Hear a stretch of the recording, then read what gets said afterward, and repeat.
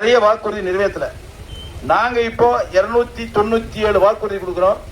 அந்த 297 வாக்குறுதியில முதன்மையான வாக்குறுதி என்னன்னா, இந்த 5 வருஷம் ஆட்சி செஞ்சாங்கல்ல திமுக காரரு, இந்த 5 வருஷம் ஆட்சி செஞ்சதுனால விலைவாசி உயர்ந்து பொருளாதாரம் மிகப்பெரிய அளவில் பாதிக்கப்பட்டதுனால ஒவ்வொரு குடும்பமும் பொருளாதாரத்தில் மிகவும் பிரச்சனையோடு இருக்கின்ற காரணத்தினால் ஆட்சிக்கு வந்தவுடன் ஒவ்வொரு குடும்பத்திற்கும் ஒரே தவணையாக அந்த குடும்பத்தினுடைய தலைவனுடைய வங்கியில் 10,000 ரூபாய் செலுத்தப்படும் என்ற வாக்குறுதியை நாங்கள் கொடுக்கிறோம்.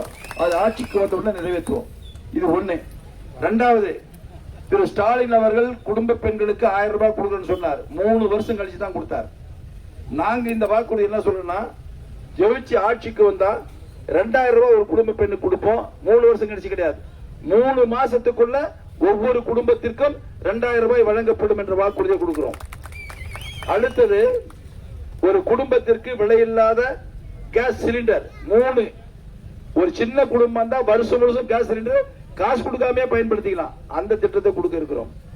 அதே மாதிரி புரட்சி தலைவி அம்மா அவர்கள், நாம ரேஷன் கடையில் அரிசி வாங்கணும், முதல்ல காசு கொடுத்து வாங்கணும். அம்மா என்ன பண்ணாங்க, காசு எல்லாம் கொடுக்காதீங்க, ஃப்ரீயா வாங்கிட்டு போயிட்டாங்க.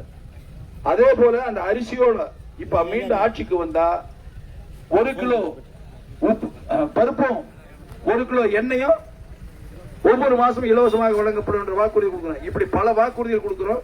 இதையெல்லாம் நாங்கள் நிச்சயமாக நிறைவேற்றுவோம்.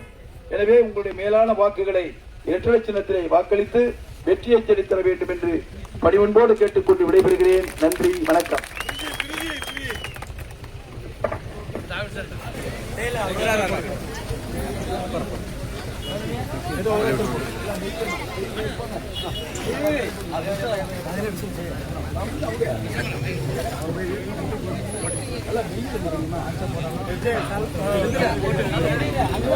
ஆமா